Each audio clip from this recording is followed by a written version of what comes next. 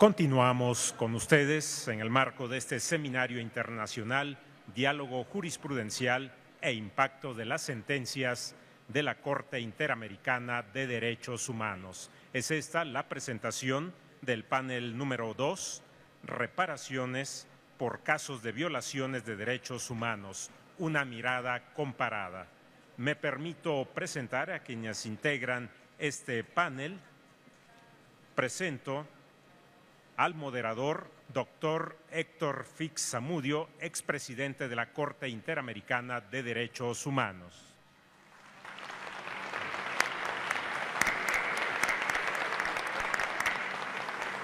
Presento al juez Manuel Ventura Robles, integrante de la Corte Interamericana de Derechos Humanos. Y al magistrado Enrique Gil Botero, integrante del Consejo de Estado de Colombia. Tiene el uso de la palabra el moderador, doctor Héctor Fix Zamudio. Bueno, buenas tardes a todas y a todos. Digo para no tener problemas de género. Me toca la moderación de esta mesa y me han dado unas instrucciones muy precisas. Me siento más en un congreso de matemáticas que en uno jurídico. Entonces, pues los tiempos son muy precisos.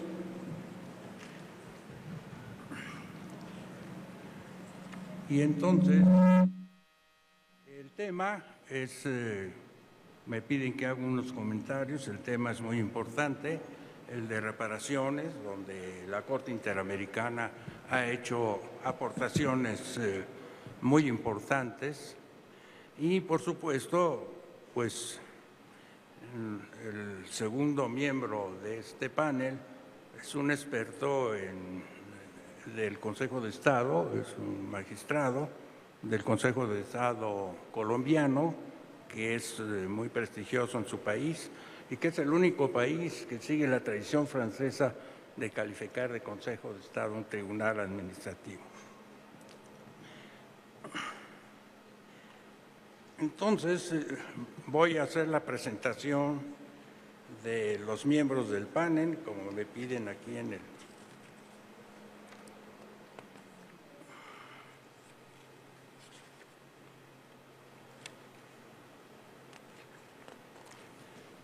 Primero, el del juez de la Corte Interamericana de Derechos Humanos, Manuel Ventura Robles, perdón, le cambié el nombre. Desde 2004 es juez de la Corte Interamericana de Derechos Humanos, siendo electo como su vicepresidente en 2012. Desde 1979 se desempeñó como secretario de la Corte Interamericana. En 1978 fue ministro consejero de Asuntos Jurídicos de la Misión de Costa Rica ante la OEA en Washington. Es miembro fundador de la Academia Costarricense de Derecho Internacional, de la cual fue vicepresidente durante el periodo de 1983 a 1985. En su carrera ha escrito más de 60 artículos y publicaciones sobre derecho internacional, el sistema interamericano y la Corte Interamericana de Derechos Humanos. Es licenciado en Derecho y notario público por la Universidad de Costa Rica. Solamente quiero agregar, porque conozco al juez Ventura desde hace muchos años, que fuimos compañeros de gestiones económicas durante muchos años ante Washington. Es bastante difícil sacarle dinero a nuestros vecinos. Mejor nos ayudan los países escandinavos y otros países interamericanos, pero siempre la Corte ha sido una Corte pobre y creo que lo seguirá siendo. Bueno, en este sentido, le digo, ya una vez presentado al juez Ventura, le voy a pedir que haga uso de la palabra por 25 minutos, según dice aquí Muchas gracias. Buenos días a todos. Muy honrado y complacido de estar en este panel en compañía del maestro Fixamudio, con quien tuve el honor de trabajar más de 12 años mientras él fue juez de la Corte Interamericana de Derechos Humanos y yo secretario. Bueno, se me ha pedido que diga algunas palabras, 20, 25 minutos, media hora, sobre la Corte Interamericana de Derechos Humanos y el impacto de su jurisprudencia en reparaciones. Las reparaciones ordenadas por la Corte Interamericana merecen una mención específica. En primer lugar, porque es a través de las reparaciones que se emiten en la sentencia que la víctima es efectivamente resarcida del daño. En segundo lugar, porque el Tribunal Interamericano ha destacado por la innovación de sus reparaciones, las cuales han tenido un alcance mayor al meramente civilista, que solo contempla una indemnización pecuniaria, lo que en materia de violaciones a los derechos humanos no se acercaría a una efectiva reparación del daño. Por otra parte, la jurisprudencia de la Corte relacionada con reparaciones ha tenido un gran impacto regional, de forma que no solamente ha afectado al caso concreto en que son ordenadas, sino que ha influido en otros casos y en otros estados, naturalmente, previniendo nuevas violaciones en el mismo sentido. Las reparaciones de la Corte son extensas y diversas, por lo que se repasarán brevemente en el presente documento, al cual doy lectura. Primero se señalará el sustento normativo de las medidas de reparación que ordena la Corte Interamericana en sus sentencias. Posteriormente se definirán el tipo de reparaciones que ha desarrollado el tribunal y finalmente se destacarán algunos casos emblemáticos. Creo desgraciadamente que no va a haber tiempo para eso, pero trataré de hacer mención a un par de situaciones concretas y el impacto y el efecto expansivo de las reparaciones en los ordenamientos jurídicos de los estados. Las reparaciones, entonces, en la jurisprudencia de la Corte Interamericana de Derechos Humanos. La obligación de reparar por parte de un Estado que haya sido condenado en una sentencia de la Corte nace del artículo 63.1 de la Convención Americana, el cual señala que cuando ésta decida que hubo violación de un derecho o libertad protegido en esta convención, la Corte dispondrá que se garantice al lesionado en el goce de su derecho o libertad conculcados y que dispondrá asimismo, si ello fuere precedente, que se reparen las consecuencias de la medida o situación que ha ocasionado la vulneración de esos derechos y el pago de una justa indemnización a la parte lesionada. Además, la Corte ha establecido como fundamento de las reparaciones, y esta fundamentación viene desde los tiempos en que el juez Fixamudio era juez de la Corte en los primeros casos contenciosos en el año 1986, los famosos casos de desapariciones contra Honduras, que la jurisprudencia de la Corte ha establecido que es un principio de derecho internacional que toda violación a una obligación internacional que resulte en daños y perjuicios crea un deber de reparar adecuadamente. Al producirse un hecho ilícito imputable al Estado, surge la responsabilidad internacional de éste. por violación de una norma internacional con el consecuente deber de reparar y hacer cesar las consecuencias de la violación. La Corte ha señalado que la reparación del daño ocasionado por la infracción de una obligación internacional requiere, siempre que sea posible, la plena restitución, restitutio in integrum, que consiste en el establecimiento de la situación anterior. De no ser factible, como ocurre en la mayoría de los casos de violaciones a derechos humanos, piensen nada más cuando la persona ha sido desaparecida, el tribunal determinará medidas para garantizar los derechos conculcados y reparar las consecuencias que las infracciones produjeron. En este sentido, las reparaciones ordenadas por la Corte han ido dirigidas a resarcir los daños de manera integral, por lo que además de reparaciones de naturaleza económica o pecuniaria, ha establecido medidas de restitución, de satisfacción y garantías de no repetición. Refirámonos en primer lugar entonces a las reparaciones pecuniarias, que contrario a lo que piensa mucha gente, son las que más prontamente y con más facilidad pagan los estados. El propósito principal de la indemnización es remediar los daños, tanto materiales como morales, que sufrieron las partes perjudicadas. En relación a los daños materiales, la Corte ha analizado y establecido la obligación del Estado de otorgar la indemnización correspondiente al lucro cesante y al daño emergente. El lucro cesante se refiere a los ingresos que la víctima dejó de percibir como consecuencia de la violación de sus derechos, y el daño emergente corresponde a la afectación patrimonial derivada inmediatamente y directa del hecho ilícito.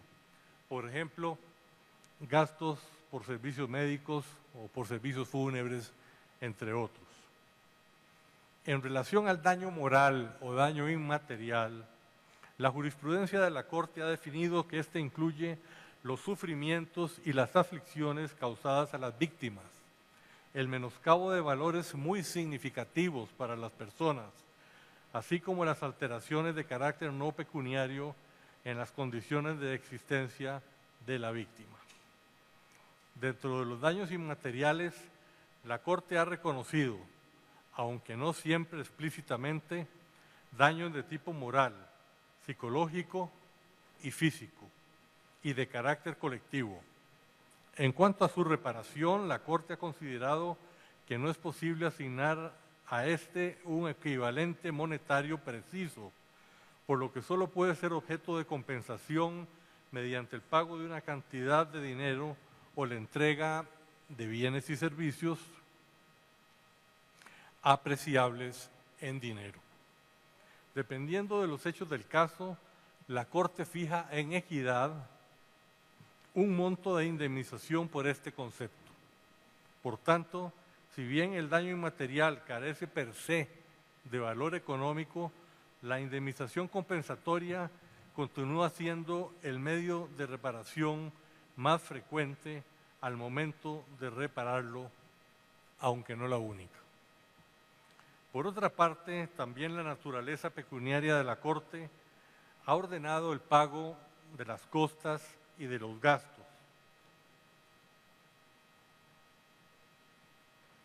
el cual incluye el reembolso de todos los gastos que la víctima, sus familiares o sus representantes hayan tenido que realizar y que deriven de la representación en procedimientos tanto ante cortes nacionales como en el ámbito internacional, es decir, ante los órganos del sistema interamericano, la Comisión y la Corte Interamericana de Derechos Humanos.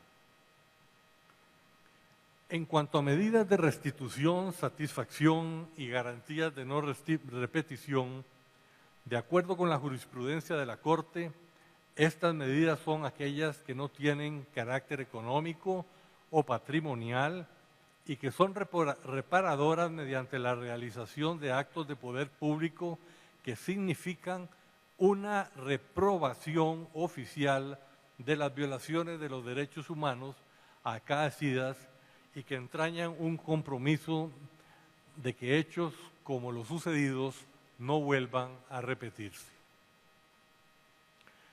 Al respecto, el tribunal ha tenido en cuenta 3 factores para determinar las medidas de satisfacción: la justicia, la no repetición de los hechos y el reconocimiento público de responsabilidad. Estos 3 factores, individualmente y combinados entre sí, contribuyen a la reparación integral por parte del Estado de la violación de sus obligaciones internacionales y tienen por objeto el proporcionar a la víctima y sus familiares la restitución íntegrum de los daños causados, tal y como señalamos anteriormente. En este sentido, la Corte ha ordenado principalmente, en primer lugar, el reconocimiento de responsabilidad por parte del Estado y la publicación de la sentencia. En la mayoría de sus sentencias, la Corte ha ordenado realizar un acto público de reconocimiento de responsabilidad por los hechos del caso en desagravio y, si corresponde, en memoria de la víctima. Además, ya que la sentencia es considerada per se como una forma de reparación, naturalmente, ha ordenado la publicación de la sentencia o de un extracto de la misma en el Diario Oficial del Estado y en otros diarios de gran circulación. En segundo lugar, la Corte ha dispuesto también la obligación de adecuar la legislación interna a lo dispuesto por la Convención Americana. La Corte ha ordenado a los estados modificar su ordenamiento jurídico, incluyendo en algunos casos la propia Constitución. Lo anterior con la finalidad de que se hagan efectivos los derechos consagrados en la Convención Americana. Asimismo, ha ordenado la supresión de normas o prácticas que conlleven la violación de derechos consagrados en la Convención. En tercer lugar, la Corte ha dispuesto la designación de un bien público con el nombre de las víctimas. Esto ha sido ordenado por la Corte con el fin de contribuir a despertar la conciencia para evitar la repetición de los hechos y conservar viva la memoria de las víctimas. También la Corte ha ordenado, cuando procede, la entrega de los restos mortales. Cuando la muerte de la víctima ha sido imputable al Estado, la Corte ha ordenado la entrega de sus restos mortales a sus familiares por considerarlo un acto de reparación y justicia en sí mismo. Al respecto, el tribunal ha determinado que esto dignifica a las víctimas, le hace honor a su memoria y, sobre todo, le permite a sus familiares darle una adecuada sepultura de acuerdo a sus creencias y costumbres.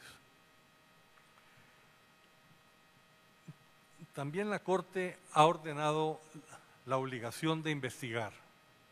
El tribunal ha dispuesto en numerosos casos que el Estado ordenado debe, en un plazo razonable, indicar, impulsar, reabrir, dirigir, continuar y concluir según corresponda con la mayor diligencia las investigaciones y los procesos pertinentes en un plazo razonable, con el fin de establecer toda la verdad de los hechos y determinar las responsabilidades que pudieran existir, así como remover todos los obstáculos de jure o de facto que mantienen la impunidad. Tal vez el ejemplo más significativo de esto ocurrió en el Perú después de que dejó el poder el presidente Fujimori y se estableció el régimen democrático que continuó del presidente Valentín Paniagua, en que como consecuencia de una serie de nulidades establecidas por la jurisprudencia de la Corte Interamericana, el Poder Judicial anuló una serie de sentencias y se dio a la labor durante muchos años de investigar, de reabrir los casos y de investigar los hechos que los habían motivado, y esto produjo unas condenas que anteriormente no se habían, muchas condenas que anteriormente no se habían producido debido a los efectos de una ley de amnistía. Pero la investigación de los hechos no siempre es fácil. Esto es lo que más ha dificultado el poder cerrar algunos de los casos de la Corte. Porque, en primer lugar, los hechos ocurrieron muchas veces, muchos años anteriormente, y en segundo lugar, muchas veces no hay cooperación de las autoridades para dar la información precisa que requieren las autoridades de Derecho Interno y la propia Corte Interamericana para establecer las responsabilidades, especialmente cuando se encuentran vinculados a los hechos las Fuerzas Armadas. Esto ha sido sumamente difícil de que ocurra. Además de las antes mencionadas, la Corte ha ordenado otras medidas de satisfacción de acuerdo a los hechos del caso. Entre ellas destacan, por ejemplo, la realización de programas habitacionales, tratamientos médicos y psicológicos, determinación del paradero de la víctima y, en su caso, la búsqueda de sus restos, medidas educativas, formación y capacitación en derechos humanos, delimitación y titulación de tierras tradicionales indígenas, inversión en obras comunales, adecuación de condiciones carcelarias, fondos de desarrollo, etc. La Corte Interamericana ha sido exhaustiva en el examen y la determinación de medidas que garanticen los derechos conculcados y la reparación de las consecuencias de las violaciones que las violaciones hayan producido. El régimen de reparaciones de la Corte se caracteriza por su perspectiva integral, tal como lo dije anteriormente, y no solo patrimonial.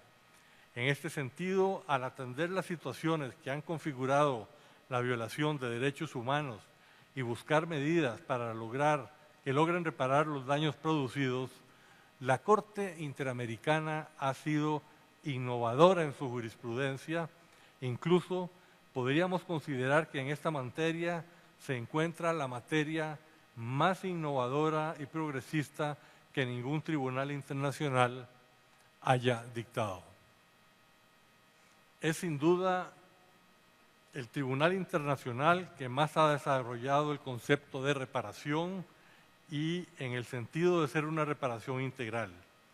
Esto implica, cuando existe un caso concreto, buscar cómo reparar a la víctima en una dimensión individual y a su familia en una dimensión social. Asimismo, cómo dar una reparación a una comunidad y cómo evitar que los hechos que originaron la violación vuelvan a repetirse. Este punto acerca de las reparaciones emitidas por la Corte, así como en casos de impunidad, en casos de graves violaciones a los derechos humanos, es clave en el impacto que éste tiene en la región. El impacto de la jurisprudencia de la Corte en la región. Este es un tema muy amplio y lo traía ejemplificado con casos concretos. Les daré los nombres de estos casos únicamente pues, para que los puedan ver en su momento desde sus pantallas. Los casos resueltos por la Corte Interamericana suelen convertirse en casos emblemáticos y en una fuente de inspiración doctrinaria y jurisprudencial para los tribunales nacionales, ya que los mismos tratan sobre cuestiones trascendentes que requieren una solución a la luz de la Convención Americana sobre Derechos Humanos. En este sentido, las decisiones de la Corte tienen un impacto que van más allá de los límites específicos de cada caso concreto, ya que la jurisprudencia que se va formando a través de sucesivas interpretaciones influye en los países de la región a través de reformas legales o reformas en la jurisprudencia local que incorporan los estándares fijados por la Corte Interamericana al derecho interno. Esto se puede ver, por ejemplo, en el reglamento de la Comisión Interamericana de Derechos Humanos, que dispone que los casos serán sometidos a la Corte cuando, entre otras circunstancias, exista la necesidad de desarrollar o aclarar la jurisprudencia del sistema, o los casos puedan tener un eventual efecto positivo en los ordenamientos jurídicos de los Estados miembros de la Organización de Estados Americanos. Como puede observarse, el sistema supone que una interpretación coherente de la Convención Americana para todos los países de la región es una condición indispensable para la efectiva vigencia de los derechos humanos en todo el hemisferio americano. Ahora les daré los nombres de algunos casos por si quieren consultarlos. Bueno, creo que tengo 5 minutos, les daré los nombres de los casos. La última tentación de Cristo. Este es un caso sumamente importante y ejemplarizante porque el Estado chileno reformó incluso su constitución política, ya que la constitución heredada de la dictadura permitía la censura previa. La Corte ordenó que se mostrara la película La última tentación de Cristo y para esto el Estado reformó su constitución, la ley e incluso el reglamento pertinente. El caso de la comunidad Mayana Sumo Aguas Tigni contra Nicaragua. Este es un caso muy importante de delimitación de tierras ancestrales indígenas, el primero en la materia, y es un caso muy emblemático y muy rico. El caso Barrios Altos contra Perú. Este es un caso muy importante, ya que por primera vez la Corte declaró que las autoamnistías, como la que había ocurrido en el Perú en tiempos de Fujimori, repito, son contrarias a la Convención Americana sobre Derechos Humanos. El caso Herrera Ulloa versus Costa Rica, que trataba sobre libertad de expresión, pero cuyo punto más importante se centró en el artículo 8.2h de la Convención, que es que no se garantizaba la apelación en el derecho interno en algunos casos. Y esto obligó al Estado costarricense a modificar su legislación interna, ejemplo que siguieron algunos otros estados latinoamericanos. Caso 19 Comerciantes versus Colombia, son casos de masacres. Si quieren ver cómo la Corte se ha acercado a estos casos y los ha analizado, ahí tienen un ejemplo. El caso Claude Reyes versus Chile, acceso a la información. El Estado se negó a darle a algunas personas información que ellas consideraban que era de orden público y la Corte ordenó al Estado dar esa información y garantizar el acceso a la información pública. Hay algunos otros casos de masacres a los que no quiero referirme, pero hay un caso muy importante que es el caso Gómez Lund contra Brasil o caso Guerrillas de Araguaya, en el cual también había de por medio una ley de amnistía y el caso en este momento no ha sido todavía cumplido por el Estado, la sentencia, perdón. Finalmente, la jurisprudencia de la Corte ha tenido efectos muy importantes en lo que es la jurisprudencia que hoy en día se comparte en toda América Latina sobre desaparición forzada de personas y la obligación, repito, de investigar y sancionar a los responsables de los hechos, así como lo relativo a las leyes de amnistía. Esa sentencia de Barros Altos, por ejemplo, surtió una influencia muy importante en la Corte Suprema de Argentina para declarar inconstitucionales la ley de punto final y de amnistía y punto final por los hechos ocurridos en la última dictadura militar. Bueno, ya no tengo más tiempo, así es que les agradezco mucho su atención y espero tener en algún día otra oportunidad de que conversemos sobre estas cosas. Muy agradecido.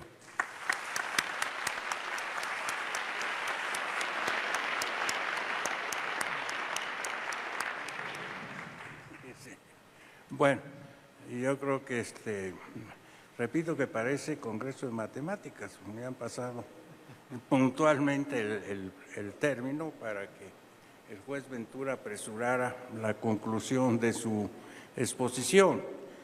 Y pues realmente ha hecho un gran esfuerzo porque la variedad, el progreso, la innovación en las reparaciones de la Corte Interamericana, pues como él dijo, no tiene parangón. Digo, esto es evidente y condensarlo en muy pocos minutos es muy difícil. Pero pues yo creo que para eso están también las comunicaciones escritas.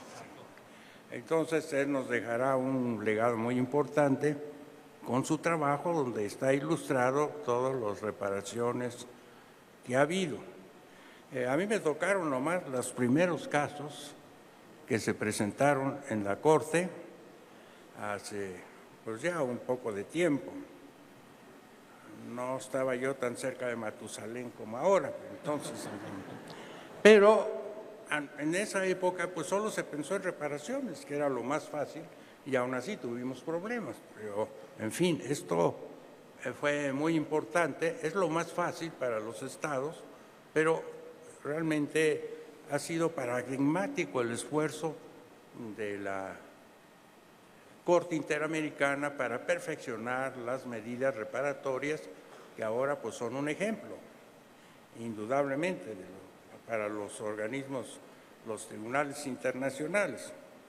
Entonces, digo, la Corte Europea es distinto porque ellos dejan a los estados cumplir con algunos lineamientos, es más bien una reparación interna que dejan a su criterio y solo cuando no es satisfactorio pueden establecer una reparación diversa. Y yo en mi época nomás recuerdo una que se aparta de la parte compensatoria.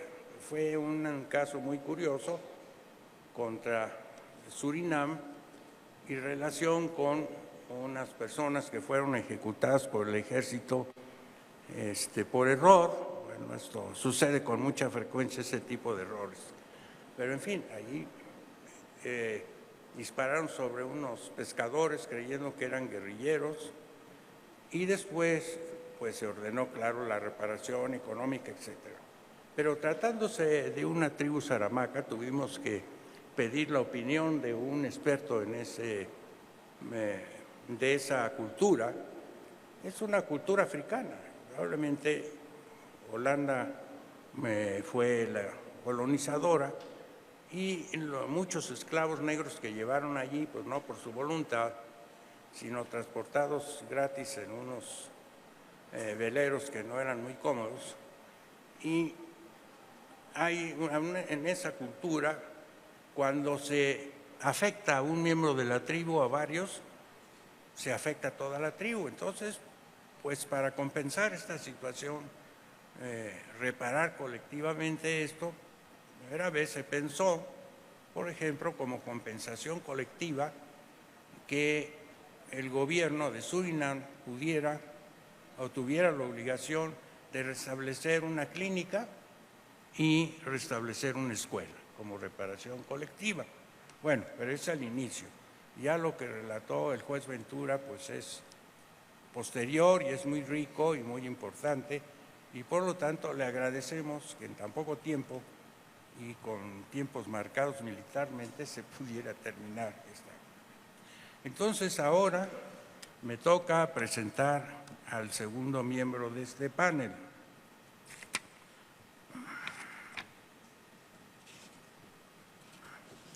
Que es el doctor Enrique Gil Botero. Desde luego con ese apellido es nacionalidad colombiana. Licenciado en Derecho y Ciencias Políticas por la Universidad de Antioquia. Es presidente de la sección tercera del Consejo de Estado de Colombia. Se ha desempeñado como consejero de Estado desde 2006, presidiendo dicho órgano entre 2008 y 2009. Previamente fue juez del Tribunal Contencioso Administrativo de Antioquia y abogado litigante de la Jurisdicción Contenciosa Administrativa. Ha sido profesor de Derecho de diversas universidades, impartiendo seminarios y cursos de pregrado y posgrado. Fue nombrado ganador de la condecoración José Ignacio Márquez al Mérito Judicial en 2008. Damos la palabra al doctor Gil Botero. Bueno, muy bien.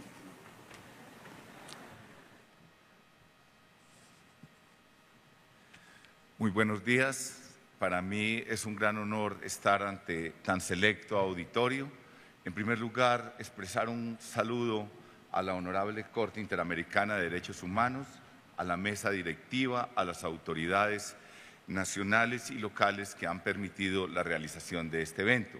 Desde luego, a toda la comunidad jurídica y al público asistente. El tema que tenemos que ver lo voy a edificar sobre un trípode. En primer lugar, lo que tiene que ver con la reparación integral en materia de derechos humanos, lo que tiene que ver la reparación integral en el tema de derechos fundamentales y finalmente la constitucionalización del derecho de daños en la experiencia de la Jurisdicción Contenciosa Administrativa colombiana. En Colombia se venía aplicando el principio de la indemnización desde tiempo atrás. En el año de 2007, el Consejo de Estado hizo una reflexión crítica sobre lo que es la indemnización y lo que es el principio de reparación integral. Y frente a ello, desde el punto de vista semántico, desde el punto de vista etimológico, comprendimos que había una gran diferencia entre la indemnización y la reparación integral.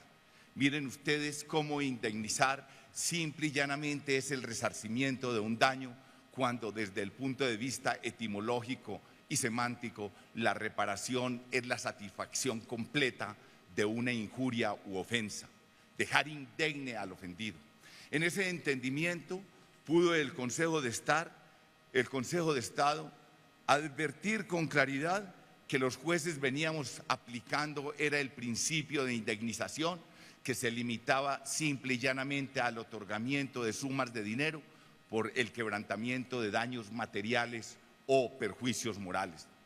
En ese orden, frente a la constatación de la violación de derechos humanos, observamos que el criterio pecuniario resultaba insuficiente, puesto que la vulneración de los derechos humanos no puede circunscribirse a un aspecto meramente pecuniario, en atención a que se lesionaban una serie de garantías y una multiplicidad de facetas de derechos que no eran de la naturaleza económica. En ese orden pudimos ver que había que interpretar la reparación integral en atención a la naturaleza del daño producido y con mayor razón cuando se relacionaba con el Sistema Interamericano de Derechos Humanos, como quiera que precisamente el numeral primero del artículo 63 de la Convención establece la competencia de la Corte Interamericana de Derechos Humanos para, una vez constatada la violación de un derecho de esta naturaleza, ordenar su reparación íntegra. Como lo ha hecho la Corte en el caso Masacre de Ituango, como lo hizo igualmente en el caso Acevedo Jaramillo, Comunidad Indígena Saguayomasa, o como lo hizo igualmente en el caso Valdeón García. Y entonces en ese entendimiento pudo precisamente advertir el Consejo de Estado que el principio de indemnización deviene en insuficiente cuando se trata de restaurar la transgresión de derechos humanos, y entonces en ese orden tuvimos oportunidad frente a una decisión de la Corte Interamericana que no satisfizo a los recurrentes y que luego fueron a la justicia colombiana, señalar la cosa juzgada internacional desde el punto de vista material y formal, que posibilitó en esta sentencia fundadora por parte del Consejo de Estado advertir que en ese caso la masacre de Ituango se hacía y era un deber de los jueces colombianos hacer extensivas la aplicación de las modalidades de reparación integral, pecuniaria y no pecuniaria, que implementaba o que practicaba la Corte Interamericana, e igualmente bajo los criterios de la resolución de la ONU en materia de reparación integral. Y entonces en esta sentencia se señaló de manera clara que habían medidas de rehabilitación, de satisfacción, de garantías de no repetición que obligaban al juez nacional. Y en ese orden se señaló que los jueces colombianos en el campo, los jueces contenciosos administrativos, estábamos obligados a aplicar en ese mismo modelo de pensamiento las diferentes medidas que adoptaba la Corte Interamericana para satisfacer el principio de reparación integral. Y hubo una sentencia al año siguiente que permitió en el 2008 hacer una aplicación ya en una sentencia hito, cuando la policía, el Estado, torturó, degolló y amputó las manos a 4 hermanos Cardona, y allí únicamente apeló el Estado. Y entonces el Consejo de Estado aprovechó esta oportunidad para señalar que el juez de lo contencioso administrativo no está limitado a su función principal, que es el reconocimiento de derechos subjetivos o de indemnizaciones, sino que el juez tiene que ir mucho más allá para satisfacer el principio de reparación integral y llevar a la persona que ha padecido la violación de un derecho humano a un statu quo previo al quebrantamiento. Y en ese orden se señaló que el juez de lo contencioso administrativo tiene que asumir una posición dinámica frente a las nuevas exigencias que el ordenamiento jurídico interno e internacional demandaba, como quiera que la protección de los derechos humanos es un asunto que ha traspasado las fronteras del concepto acérrimo y tradicional de soberanía. Se dijo que los conceptos humanos son unos principios que constituyen un prius objetivo, que anteceden al ordenamiento y a la ley positiva, y que es deber del juez precisamente protegerlos en el entendimiento de que su existencia no depende de la positivización que hagan los gobiernos de turno, porque en palabras de Mazzini constituirían una broma macabra si se permite que el reconocimiento y el mantenimiento de los derechos humanos dependa de la transitoriedad de los estados y de los gobiernos. Los principios y los derechos humanos son hoy el portento de la modernidad, y es función del juez su protección en atención a la naturaleza óntica y a razones de justicia material.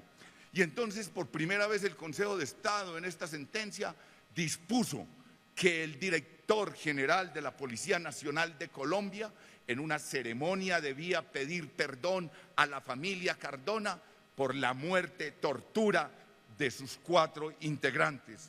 Se ordenó, y en igual sentido, que la policía de ese comando impartiera clases y de manera pedagógica con instrumental para tal efecto en los centros comunales de la municipalidad de Tuluá, e igualmente se ordenó la publicación de esta sentencia.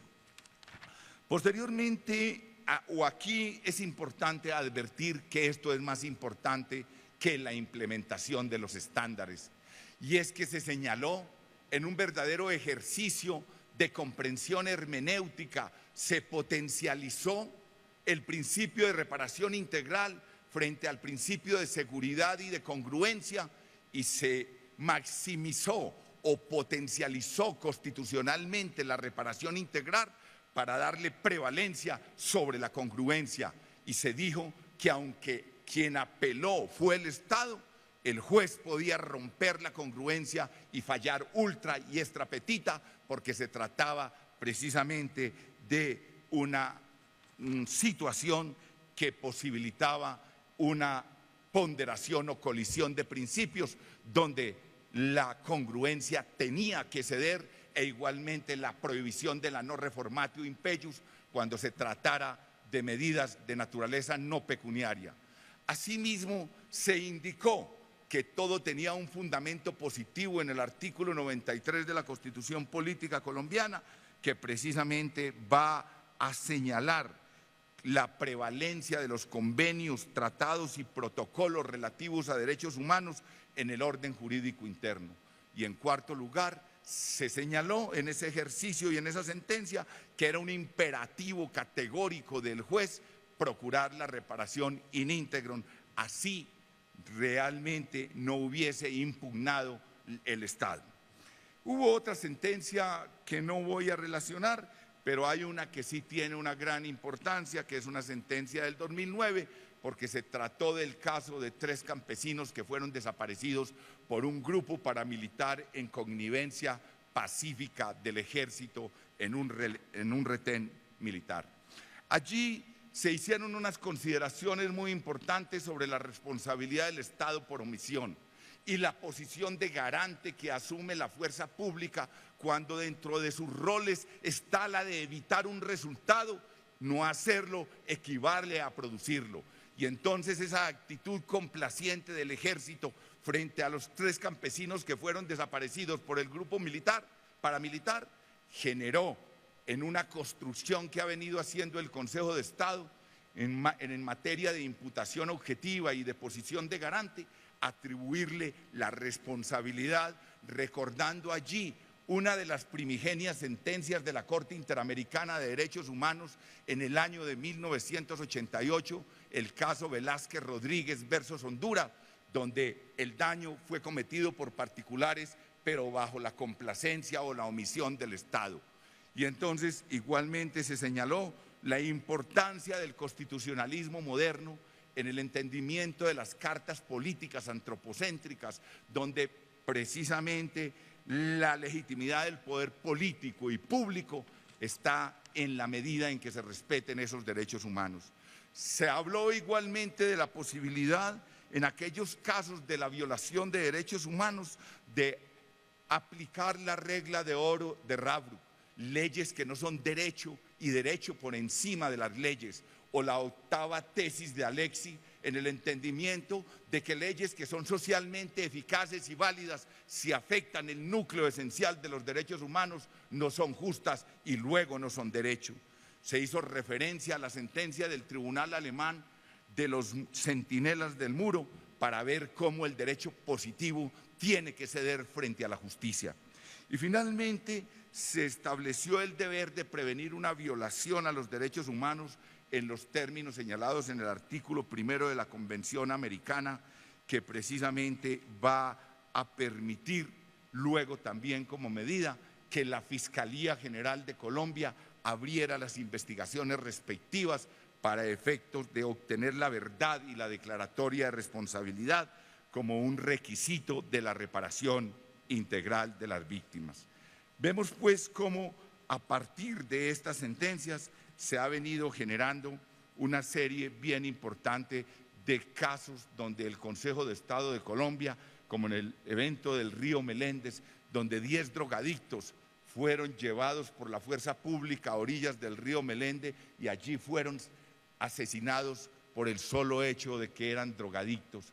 Y entonces allí el Consejo de Estado señaló que nadie en Colombia se puede atribuir con fines de exterminio o de perdón quien es bueno, útil y merece seguir con vida, y quien es malo, inútil, desechable, prostituta u homosexual y debe morir. Nadie y menos la autoridad, porque cuando la autoridad asume ese papel, se convierte de una poderosa máquina para la protección de la vida en una monstruosa máquina de muerte. Precisamente se hace una referencia allí bien importante en el caso del río Meléndez, y se impusieron también medidas de justicia restaurativa en la misma línea de pensamiento de la Corte Interamericana. En un caso reciente que se ha denominado de los 12 apóstoles, donde un cura párroco de un pueblo con una banda, ese es el término, de personas se dedicó a asesinar a todas las personas que eran incómodas, los drogadictos, las prostitutas, los homosexuales, los rateros. Y entonces el líder era el cura párroco, y por eso ese carro se llama el de los 12 apóstoles. Y allí se impusieron medidas de justicia restaurativa de esta naturaleza, que en la plaza principal de ese municipio se hiciera un monumento alegórico a la vida, para que crímenes como estos no vuelvan a repetirse jamás, porque son dignos del pandemonium. Igualmente se ordenó que esa sentencia estuviera inscrita y guardada en la memoria histórica del país, para efectos de que no se vuelva a dar asuntos de ese jaez.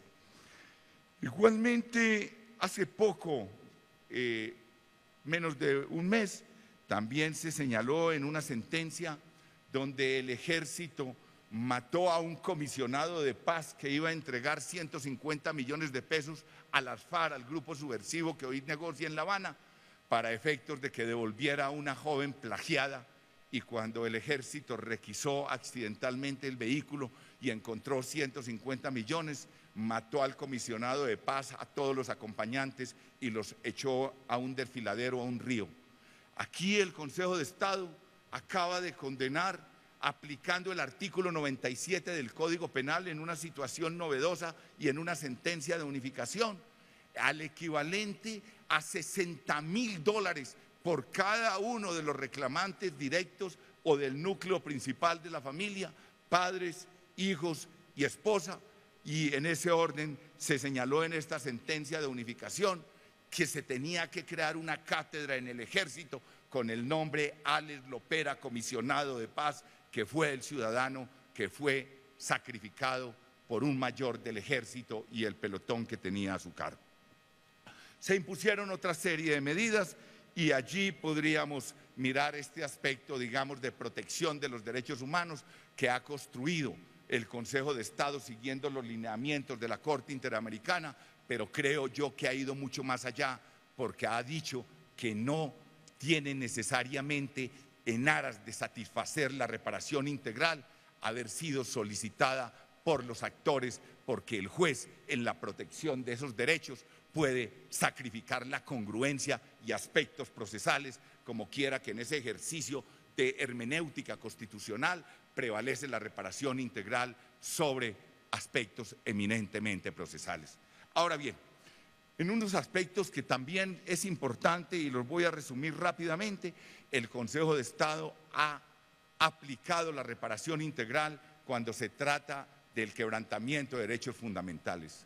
En un caso donde un médico ginecobstetra, no un médico general, en un error craso en el campo médico, procedió a hacer una cesárea a una joven mujer bajo el convencimiento de que se trataba de un embarazo de feto único en posición transversa, y eran trillizas de solo 24 semanas de gestación que murieron a los pocos minutos. El Consejo de Estado dijo: aquí, aunque solo se pide la protección de derechos subjetivos económicos, hay que mirar la dimensión objetiva del derecho fundamental a la salud, y recordó el caso Luck del Tribunal Constitucional Alemán de 1958, y dijo: el juez no es un convidado de piedra frente a la violación de valores y principios constitucionales, y en ese orden, aunque nadie lo haya pedido, vamos a proteger en medidas de justicia restaurativa, y se dispuso una medida de no repetición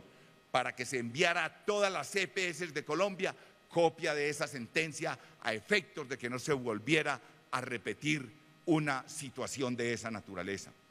Igualmente, en el caso de una privación de la libertad, el Consejo de Estado, luego de hacer precisamente una ponderación sobre la libertad como principio y valor, y cómo a veces los jueces punitivos abusan de esa libertad, condenó, igualmente impuso medidas de justicia restaurativa como fue pedir perdón a la familia del señor Rogelio Aguirre, que había dejado 7 hijos menores de edad y había sido sindicado en un procedimiento de la muerte de su esposa.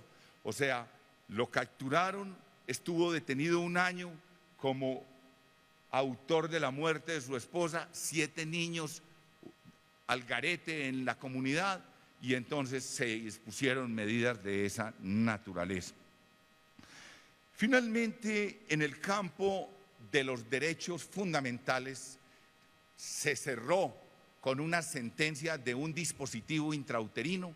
A una joven de 24 años se le ancló un DIUC, un dispositivo intrauterino para control de natalidad, que generó una infección pélvica.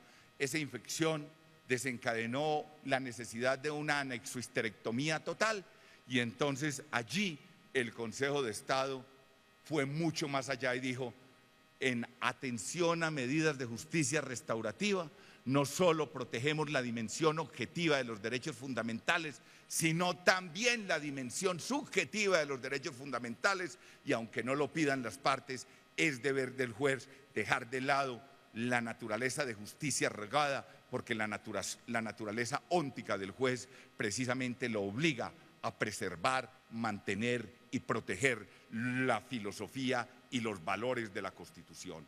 No se reduce entonces la reparación integral a un aspecto eminentemente económico o pecuniario, sino a otro tipo de medidas que en el campo de los derechos humanos buscan el restablecimiento del núcleo duro del derecho, y en el campo de los derechos fundamentales protegen la dimensión objetiva o la dimensión subjetiva de los mismos. Y finalmente hay un aspecto que es bien interesante y que tiene que ver con la tipología del perjuicio. Y es que en materia de perjuicios materiales no hay ningún problema. Daño emergente, lucro cesante, eso es demasiado obvio. El problema se ha presentado en cuanto al reconocimiento de los bienes inmateriales.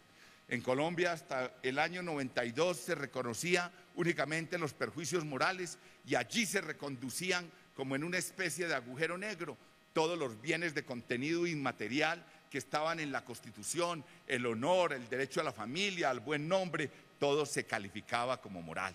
En el año 92 se dio un gran paso y se empezó a hablar del perjuicio fisiológico como un perjuicio inmaterial diferente al moral. Sufrió unas transformaciones porque se le llamó en un momento determinado alteración de condiciones de existencia, en otro daño a la vida de relación.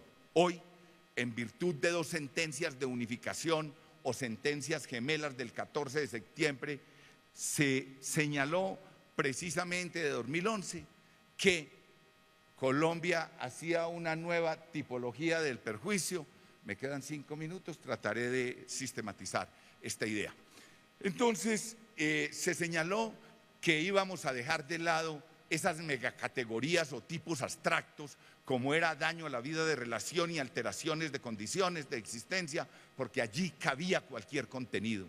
En ese entendimiento, esos megaestancos o compartimientos abiertos iban contra la naturaleza misma del perjuicio inmaterial, y entonces empezamos en esas sentencias a hablar de daño corporal y el derecho a la salud como un derecho fundamental que desde 1950 es reconocido en los diferentes instrumentos y tratados internacionales, y en el caso nuestro, en el artículo 49, ese derecho fundamental es un derecho constitucional. Y entonces hablamos de la salud en el entendimiento de patrimonio biológico, en el entendimiento de daño corporal, y ese entendimiento de patrimonio biológico es los genes que forman a través de los aparatos, sistemas y funciones una unidad en cada uno de nosotros única e irrepetible. Y la afectación a esa unidad es lo que se traduce precisamente como daño a la salud en el campo psíquico o en el campo somático. Y hablamos de la salud en los términos de la Organización Mundial de la Salud, e igualmente hicimos una distinción que es importante en el mundo de la responsabilidad de hoy. Distinguir entre lo que es el daño a las cosas y el daño a la persona. Y hablar de daño a la persona nos ubica en el centro del universo del ordenamiento jurídico, casi que en aquella visión del siglo V antes de Cristo de Protágoras de Abdera. El homo mensura el hombre como medida de todas las cosas, de las que son y de las que no son. Y entonces el constitucionalismo moderno, que es antropocéntrico, tiene a la persona como eje del ordenamiento. Y entonces ya no hablamos de daño, hablamos de daño a las cosas y daño a la persona. Y en el daño a la persona está el daño corporal, y en ese daño corporal precisamente vamos a anclar no el concepto de daño consecuencia, sino de daño evento.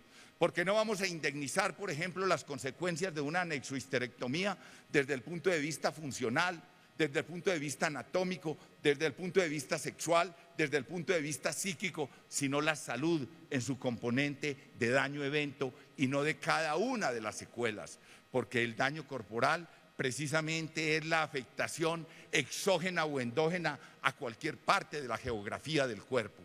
Y eso nos permitió hablar de la afectación a bienes constitucionales y hablar de la salud precisamente como un bien constitucional, y dejamos de lado las megacategorías abiertas como daño a la vida de relación. Y entonces, cuando se han venido las sentencias de los tribunales de inferior categoría condenando a daño a la vida de relación o alteración, el Consejo de Estado ha modificado ¿para qué? Para condenar a un bien constitucional, el derecho a la familia, el derecho al buen nombre, el derecho al honor, etcétera, etcétera. Vemos así pues cómo se ha hecho un acercamiento, y lo acabamos de hacer en una sentencia, una acción de grupo, donde el Consejo de Estado condenó a 110 millones de dólares al distrito de Bogotá por el derrumbe de un relleno sanitario que afectó a una comunidad de 60.000 personas. Y entonces allí en esta acción de grupo hicimos un acercamiento precisamente desde el punto de vista de los derechos subjetivos a los derechos colectivos, al medio ambiente, a la recreación, a través de la visa expansiva y de la conexidad.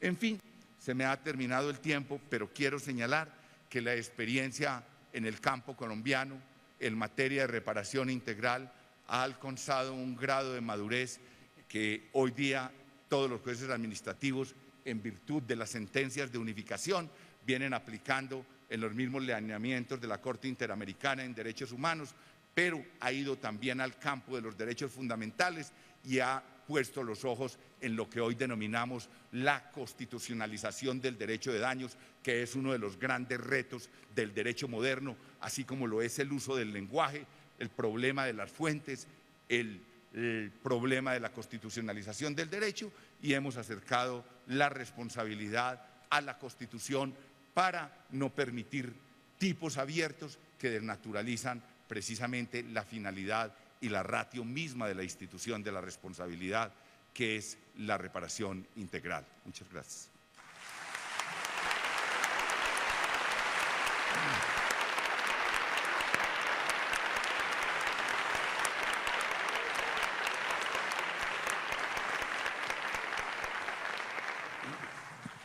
Bueno, felicito al doctor Gil Botero por su vehemente exposición, digamos que demuestra sus dotes además oratorias y que no necesita convencerlos de los postulados que está siguiendo el Consejo de Estado. Y en realidad pues es lo mismo trasladar al ámbito interno, ya sea por la jurisprudencia de la Corte o por el desarrollo de las instituciones nacionales, todos estos aspectos de la reparación integral. Y por lo tanto, pues es muy fructífero lo que está haciendo el Consejo de Estado de Colombia. Ojalá y pudiéramos hacer lo mismo en México. Lo malo es que por el número de víctimas yo creo que sería un poco difícil. Pero en fin, hay que convencer al secretario de Hacienda. Bueno, por lo tanto, pues a mí me parece que lo que expuso el profesor y juez Gil Botero es muy importante, de haber modificado las concepciones tradicionales y establecido nuevos parámetros para evaluar las reparaciones, y que se acerca bastante a lo que la Corte ha establecido en sus diversos aspectos. Y luego aquí en las instrucciones piden que dé un mensaje. Bueno, pues ya el mensaje ya lo dieron los dos panelistas.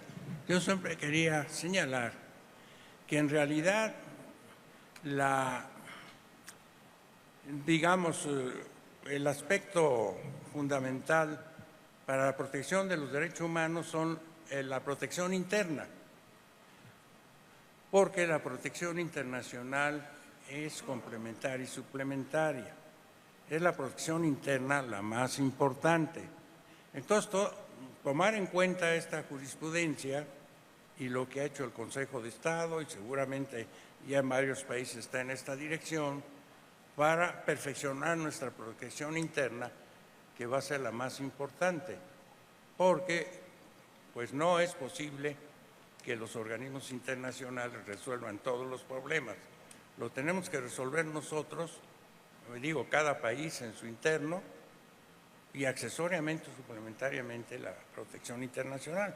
Por eso es importante la jurisprudencia de la Corte, porque nos va dando parámetros para perfeccionar nuestro régimen interno, como ya lo ha hecho el Consejo de Colombia.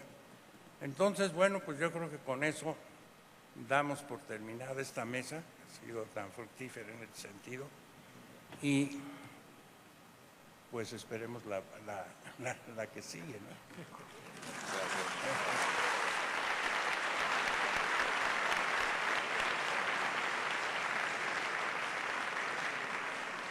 Concluye este panel número 2, reparaciones por casos de violaciones de derechos humanos, una mirada comparada. Agradecemos al doctor Héctor Fix Zamudio, al juez Manuel Ventura Robles y al magistrado Enrique Gil Botero su participación. Gracias a todos ustedes por su atención. Continuamos en unos momentos más. Vamos a una pausa. Realizaremos los ajustes logísticos correspondientes para dar inicio al panel número 3, Derechos Humanos y Seguridad Ciudadana, Tensiones y Desafíos. En unos minutos volvemos con ustedes. Gracias.